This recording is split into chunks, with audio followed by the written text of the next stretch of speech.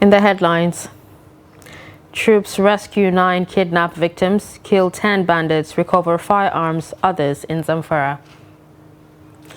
Federal government withdraws contempt suit against Labour, NLC may suspend strike. Abuja NYSC member lament rising cost of transportation after fuel subsidy removal. And on the foreign scene, UN appeal judges order indefinite suspension of war crimes trial of 90-year-old Rwandan genocide suspect. Hello and welcome to Trust News Update. I'm Darshan Hussaina Usman.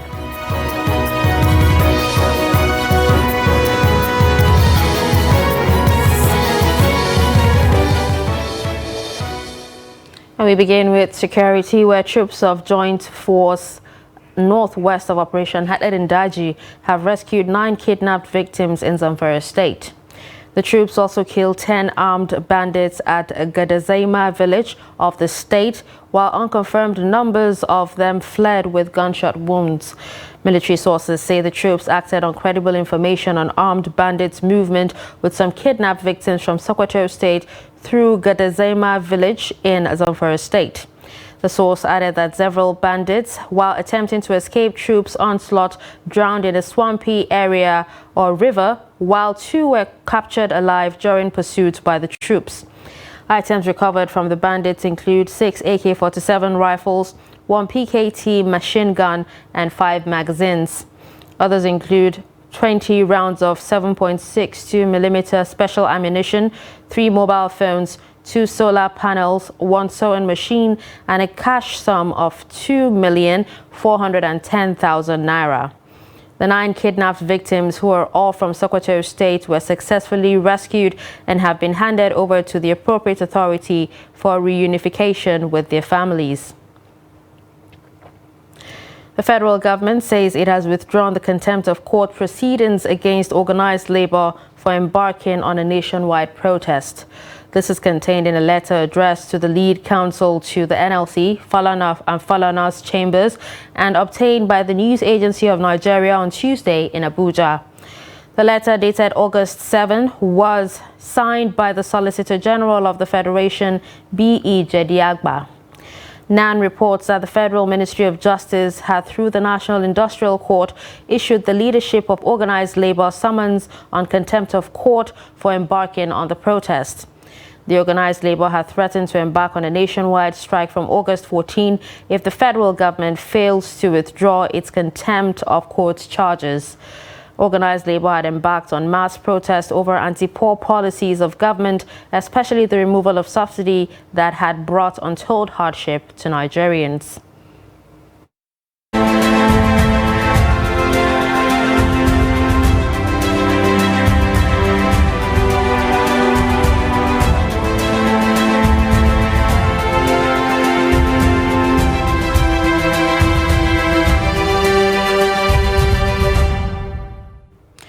Residents of Yola, the Adamawa state capital, have been lamenting the rise in the prices of foodstuff within the city center and other localities with every passing week. According to them, the price of a bag of maize is currently sold between 70, 60 and 40,000 naira, depending on its size. Salis Long, who visited Yola South Grains Market, files in this report.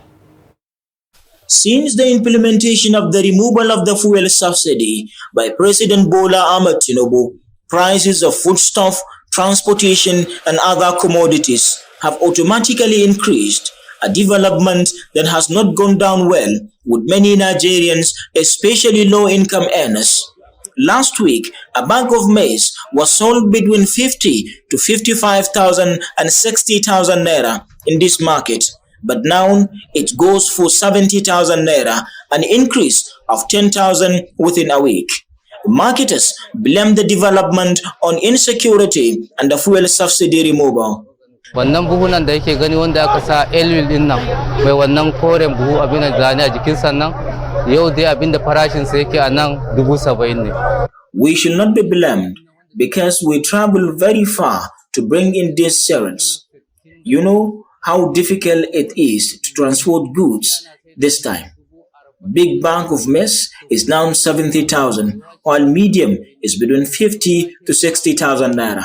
Last week, a fire outbreak destroyed property worth millions of naira at the Grand Street of the market, commonly referred to as Lain Masunika, while stakeholders assured of help for those affected. Victims of the fire outbreak are soliciting for more assistance, saying even the first assistance promised to them by the state government and their representatives is yet to reach them. Gaskiya asaran da na yi daga miliyon ɗaya zuwa sama asaran da na san na yi shi a wannan shago. I lost over 1 million naira to the fire outbreak, and there are shops I know that had in stock goods worth millions of nairas. That's why we need more assistance. Some of the shops said they lost something about more than 5 million, and the other shop is they lost more than 3,500,000 and above. And our loss, we just thank God for what the governor Ahmadu Fintiri has purchased, giving us and the member representing Yola North and Yola South. We even thank God for what he has done. But seriously, our losses, we cannot recover it as well as before. Yan kasuwan Yola muna muku bakin ciki da abun da ya faru. I pray to God to prevent a future occurrence and also replenish what you lost to the inferno. Moreover, you people need to be sure that you switch off all your electrical appliances at the close of work. Stakeholders have also called for assistance for the victims to enable them return to their businesses. Silas Lawan, Trust TV News, Yola. Members of the National Youth Corps Service Scheme deployed to Abuja are finding it difficult to cope with rising costs of transportation in the capital city since the fuel subsidy removal. The Youth Corps members called on government in place of a primary assignment to review working days and possibly increase their allowances. Dorcas Yakubu reports. The recent fuel price increase has brought about increases in cost of food, transportation fares. Corps members in Abuja are not immune from the hike in the cost of transportation. Though prices of basic necessities have gone up, allowance of the Corps members, however, remains the same. The Corps members said that their allowance is not enough to cater for their basic needs. We are not finding it easy as a Nigerian and as a corps too. Prices of things have added, especially price of transportation, foodstuff, and the rest. Then we used to spend less to come for CDS and PPA, but now we spend ×2 of what we used to spend before. So as a Nigerian and as a corper, it's very hard for us. Just from our house alone, we are spending nothing less than 2,000 to 3,000 naira just to get to our place of CDS. So it's not funny at all, and we are not really gaining anything. Even though, yes, we are serving our nation, at least our feeding, our accommodation and anything. So it's really on us. And we have to go extra mile just to see extra money again, so for us to survive. So we pray that the government will help us at the end. And coupled to the fact where we actually reside, it's quite far from our PPA. And the transport is not encouraging at all. We spend a lot. Within 1 to 2 weeks, we've spent 33,000, and we see nothing funny. It's not funny at all. And all the things we've been receiving, we use it for transport. Yeah, I feel if it's possible, they should reduce working days for corpers and also increase the alawi so we would be able to run around as well. Because if at the end of the day, the only thing we use our alawi for is to save it for transportation and maybe to get something to eat when you're hungry. There's no savings with alawi. It's really taking a toll, especially on Corps member 7. You know, the inflation of transport prices, like before from here to Kubwa is about 400 to 500, but now it's 700. They appealed to government to review working days and also increase their allowance. Dorcas Yakubu, Trust TV News, Abuja.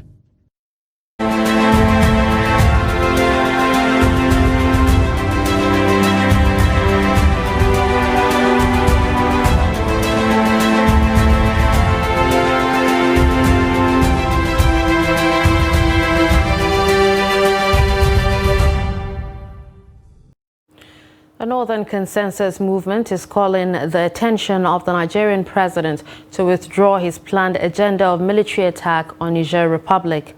The call is coming on the back of the president's request from the Senate seeking implementation of 7-point resolution against Niger Republic, some of which involves military action, cutting off electricity supply to Niger Republic, among others. The report. According to the group, Nigeria can't afford to support any military joint operations of ECOWAS, especially in terms of its financial implications, while recommending diplomacy and dialogue as measures to resolve the impasse. The decision of military attack can lead to civil war. States with land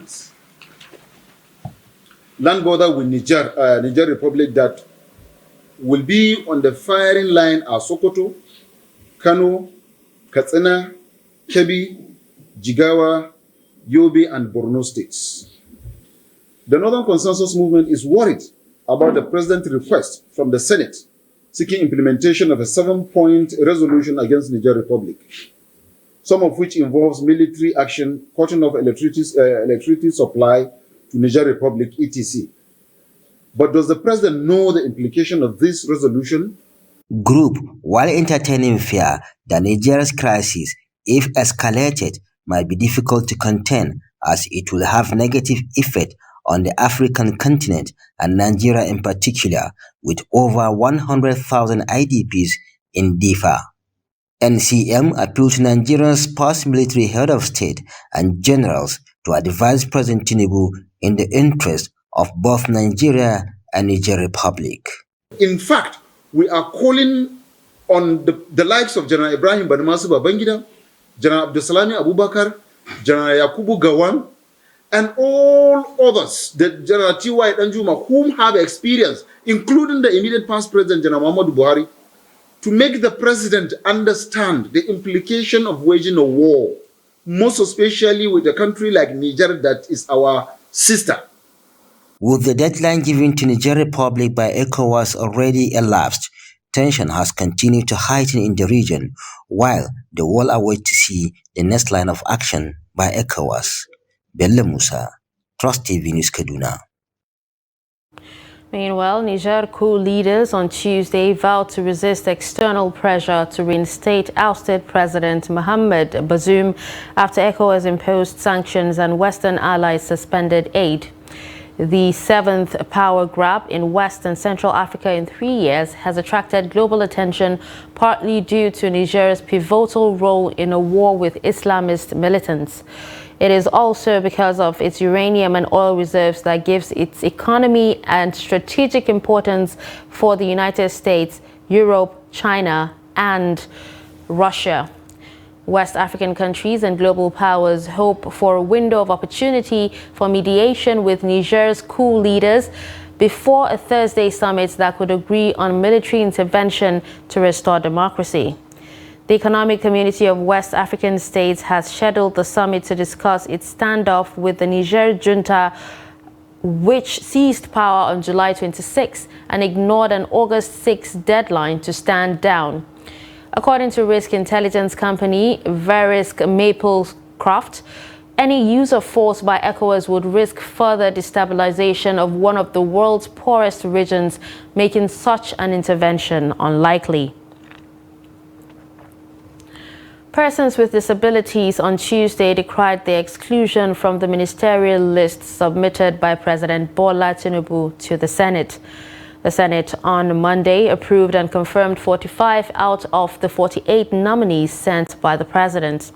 Speaking at a joint press conference, the community of groups said the group said their omission was not in accordance with the Discrimination Against Persons with Disabilities Prohibition Act 2018, which calls for the inclusion of at least 5% of the PWDs in public office appointments.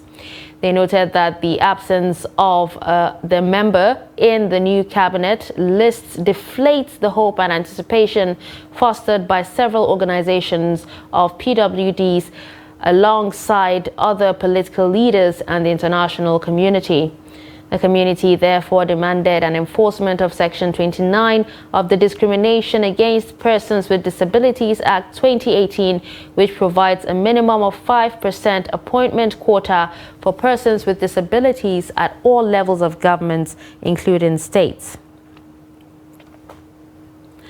The first exploration and mining of uranium in Nigeria will soon commence in Mika area of Yoro local government, Taraba State. To this end, a company named Clarisver Solution has secured a license from the Federal Ministry of Environment to undertake uranium exploitation and mining within the leased area covering 26 square kilometers. An environment consultant to Clarisver company, Leonard Kemalolam, revealed this during a meeting organized by the Federal Ministry of Environment to review the environmental impact assessment of the proposed uranium mining project.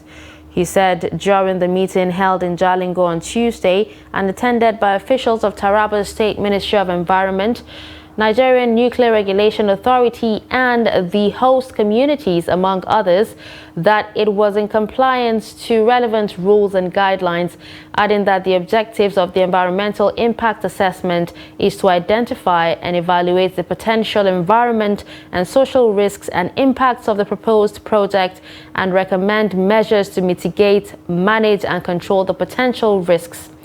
Commenting on the project, a representative of the host community, Gupdo, urged the community or the company to guarantee the security of the entire communities, fully pay compensation to landowners, fulfill its promise of employing 60% of the total company workers from the community, and also provide social amenities, including water, roads, schools, and health facilities. The chairman of the review panel on EIA, Kasim Ubayero, said the project has economic advantage to Taraba State and Nigeria as it will provide good additional source of income, adding that uranium is a Category 1 material and as such requires compliance to all regulations and guidelines provided by relevant acts and laws on uranium mining. You're watching Trust News Update. Coming up after the break, we tell you the story of residents living without power supply for months on end. Do stay with us.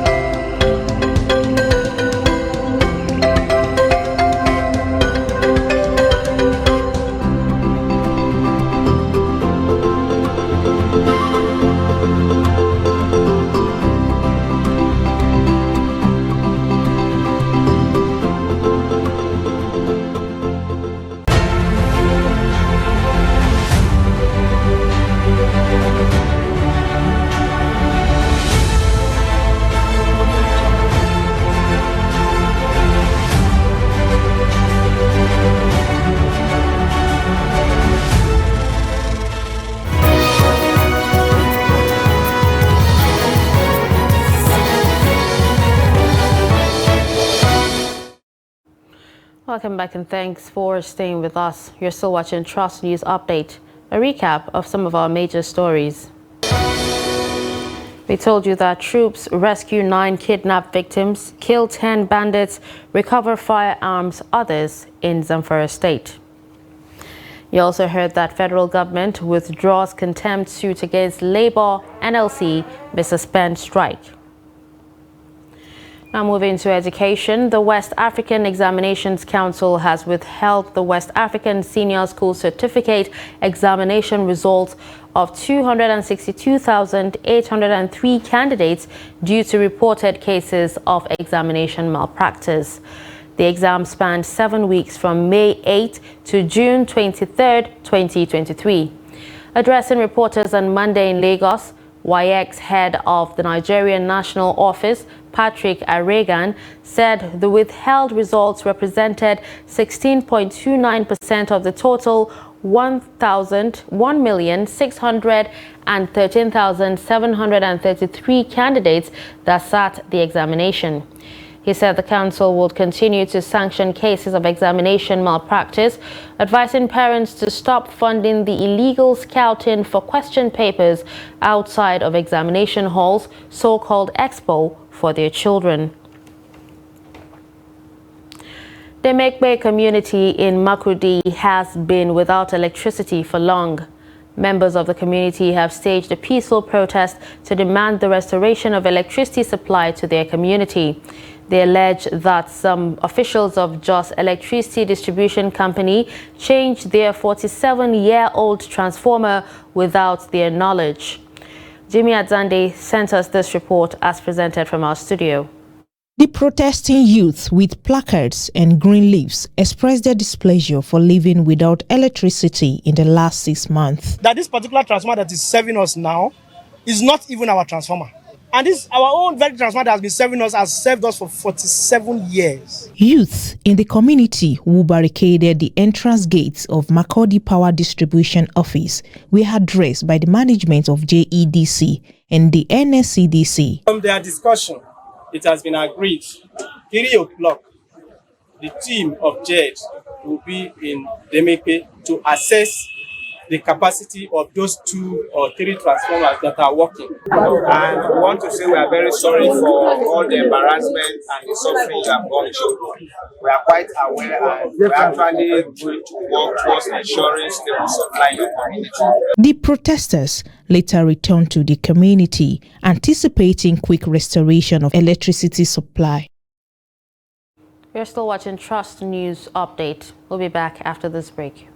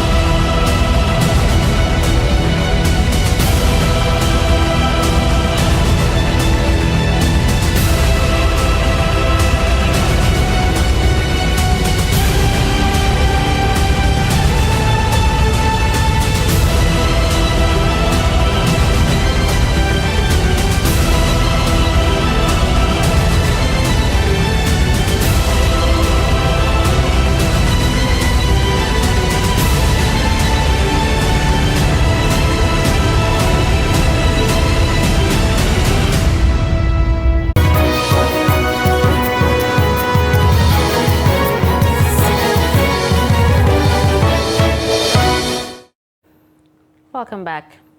Now moving to the international scene, UN appeal judges have ordered the war crimes trial for 90-year-old Rwandan genocide suspect Felicien Kabuga be indefinitely suspended because he has dementia, rejecting plans for an alternative slimmed-down procedure. The decision taken on Monday likely means that Kabuga's trial, which started last year in The Hague, will not be completed. In June, judges at the International Residual Mechanism for Criminal Tribunals ruled Kabuga unfit to stand trial, but said alternative procedures should take place. Prosecutors had argued that halting the trial would be unfair to the victims and said Kabuga's own actions put him in the position of facing trial at an advanced age with diminished capacity. However, appeal judges said on Monday that the lower court made an error of law, adding that there was no legal basis for an alternative finding procedure instead of a trial for Kabuga. The judges also ordered a lower trial chamber to rapidly evaluate under the circumstances or what circumstances Kabuga could be released. And in sports, Team Nigeria youngsters have continued to make their presence felt since their arrival at the port of Spain for the ongoing Commonwealth Youth Games being staged in Trinidad and Tobago. The country's athletes are leaving no stone unturned in their chase of excellent performances, medals, and also podium places. So far, Nigeria made it a 1-2 finish in the girls' 100 meters finals with an added gloss of a Commonwealth Youth Games record as both Team Nigeria athletes pushed each other to the finish line. Justina Eyakpobean ran 11 minutes 35 seconds, while Faith Okose finished in a time of 11 minutes 61 seconds on Monday and are now very bright prospects of Nigeria, winning both the gold and silver in the race. Faith eventually won the gold, while Justina took the silver in the final, held on Tuesday morning, making it 2 golds and 1 silver medals for Nigeria, who presently sit 8th on the overall medal table. The 2023 Commonwealth Youth Games are the first to be held since the death of Queen Elizabeth II and the accession of King Charles III as head of the Commonwealth and the reigning monarch of the Commonwealth realms on September 8, 2022. And with that, we've come to the end of Trust News Update. Don't forget to follow us across all our social media platforms. I'm Darshan Hussaina Usman. Thanks for watching.